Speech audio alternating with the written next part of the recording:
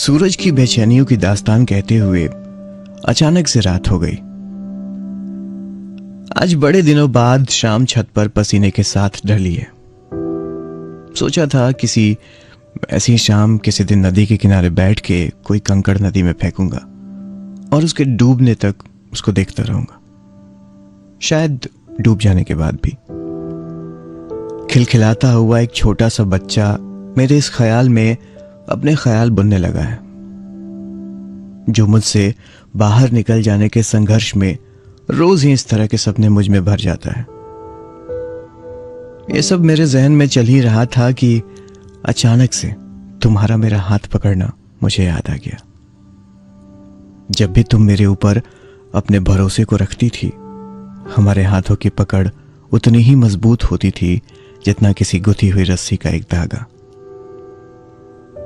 आज तुम्हारे चले जाने के दिनों की संख्या को एक एक कर अलग कर रहा था, तभी दो संवादों के बीच एक नया संवाद फूट पड़ा। अच्छा बताओ, अब तो मेरी बात तुमको परेशान नहीं करती? तुमने उस दिन बड़े ही उपेक्षित भाव से मुझसे यह सवाल किया था। नहीं, मैंने इतना ही कहा था और अपना मुंह तुम्हारी तरफ से फेर लिया था। और तुम्हारे इस वाक्य में तुम्हारे मेरे पास होते हुए भी दूर हो जाने को मैं महसूस करने लगा था। एक हल्के से अकेलेपन के साथ मैं मेरे दिन की खूबसूरती को तुम्हारे पास छोड़कर वापस आ गया था, थकी हुई शाम के साथ। उस दिन तुमको बता नहीं पाया कि हम आखिरी बार जब मिले थे तो उस दिन हमारे बीच कोई बात ना होकर भी बहुत बात हो गई थी। कुछ शब्द बिना बोले बहुत ज्यादा स्पष्ट सुनाई देते हैं, क्योंकि कुछ बोलियों की कोई भाषा नहीं होती।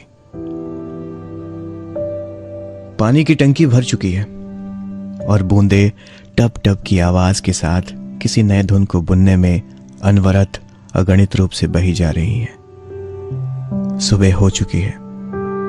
पंछी अपने घोंसलों से निकलकर पेड़ों पर चहलकदमी करने लगे हैं।